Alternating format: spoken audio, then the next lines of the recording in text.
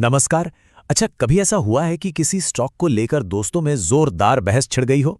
एक दोस्त कहता है भाई ये स्टॉक तो रॉकेट बनने वाला है, और दूसरा कहता है अरे नहीं ये तो डूबेगा। तो सवाल ये है कि आखिर सही कौन है?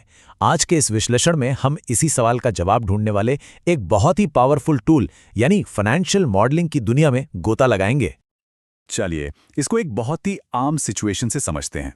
सोचिए एक कंपनी है, उसका स्टॉक बाजार में ट्रेड हो रहा है और उसकी कीमत को लेकर दो एकदम अलग अलग राय बनी हुई हैं। और यही तो वो मिलियन डॉलर क्वेश्चन है जो हर इन्वेस्टर के दिमाग में चलता है। क्या स्टॉक अपनी असल कीमत से ज्यादा पर बिक रहा है या फिर कम पर? इसी पहेली को सुलझाने के लिए एक ठोस एनालिसिस की जरूरत पड़ती है। तो मान लीजिए स्टॉक की करंट कीमत है 110 रुपए। एक को लगता है कि इसकी असली कीमत 120 रुपए है, यानी इसमें पैसा लगाना चाहिए। लेकिन दूसरे को लगता है कि अरे नहीं, ये तो 100 रुपए का ही है, और वो इसे शॉर्ट करने की सलाह दे रहा है। मतलब उसे लगता है कि कीमत गिरेगी और वो उस गिरावट से कमाना चाहता है। तो सबसे जरूरी बात क्या है? ये कि इस बहस को सिर्फ राय मशवरे से नहीं सुलझाया जा सकता। हमें इमोशन से हटकर फैक्ट्स और आंकड़ों पर आधारित एक तरीके की जरूरत है जो हमें सही रास्ता दिखाए। और बस यहीं पर फाइनेंशियल मॉडलिंग की एंट्री होती है। ये एक ऐसा पावरफुल टूल है जो हमारे आइडियाज और गट फीलिंग को ठोस नंबरों में बदल देता है, ताकि हम एक स्मार्ट फैसला ले सके। तो चलिए देखते हैं कि ये जादू आखिर काम कैसे करता है। अगर बिल्कुल सीधे सीधे शब्दों में कहें तो एक फाइनेंशियल मॉडल एक्सेल जैसी एक स्प्रेडशीट होती है जो किसी कंपनी के भविष्य के परफॉर्मेंस का अंदाजा लगाती है। ये हमारे एनालिसिस और अनुमानों को एक स्ट्रक्चर्ड तरीके से सामने रखती है। अब देखिए, मॉडल का काम सिर्फ स्टॉक की कीमत पता करना नहीं है, वो तो बस शुरुआत है। इनका इस्तेमाल होता है कंपनियों की वैल्यूएशन करने में, बड़ी बड़ी M&A डील्स मतलब मर्जर और एक्विजिशन को सलाह देने में, इन्वेस्टमेंट के बड़े बड़े फैसले लेने में, और हाँ, कंपनियों के लिए फंड जुटाने में भी। सच कहूं तो ये फाइनेंस की दुनिया का स्विस आर्मी नाइफ है, एक टूल और काम अनेक। तो सवाल है कि एक अच्छा मॉडल बनता कैसे है? देखिए, ये कोई जादू नहीं है, बल्कि एक सिस्टमैटिक प्रोसेस है। इसे समझना आसान बनाने के लिए चलिए इसे 6 सिंपल स्टेप्स में देखते हैं। ये प्रोसेस शुरू होता है सबसे पहले अपना मकसद तय करने से कि आखिर ये एनालिसिस क्यों किया जा रहा है। इसके बाद जानकारी इकट्ठा की जाती है, फिर कंपनी के परफॉर्मेंस के मेन ड्राइवर्स को समझा जाता है, उसी तरह की दूसरी कंपनियों से तुलना करते हैं, और आखिर में अपना एनालिसिस बनाकर उसे सही ढंग से प्रेजेंट करते हैं। और ये स्लाइड बहुत ही अच्छे से दिखाती है कि हर बिजनेस अलग होता है।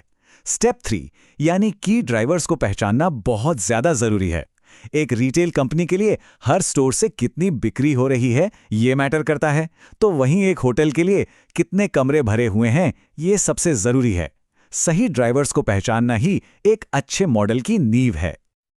अच्छा, अब तक सब कुछ बड़ा सीधा और सरल लग रहा है ना?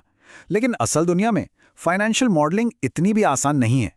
इसमें कई असली चुनौतियां आती हैं। चलिए एक क्लासिक उदाहरण देखते हैं। ये गॉर्डन ग्रोथ मॉडल का फॉर्मूला है। पहली नजर में यह स्टॉक की कीमत निकालने का एक बहुत ही सिंपल तरीका लगता है।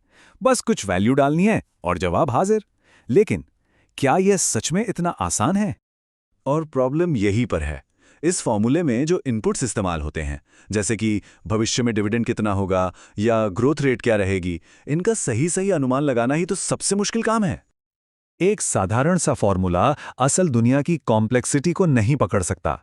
कंपनियां स्थिर नहीं होती, इकोनॉमी बदलती रहती है, और भविष्य तो हमेशा ही अनिश्चित होता है। तो असल में ये चुनौतियां हैं क्या? मोटे तौर पर इन्हें हम 4 बड़ी प्रॉब्लम्स में बांट सकते हैं।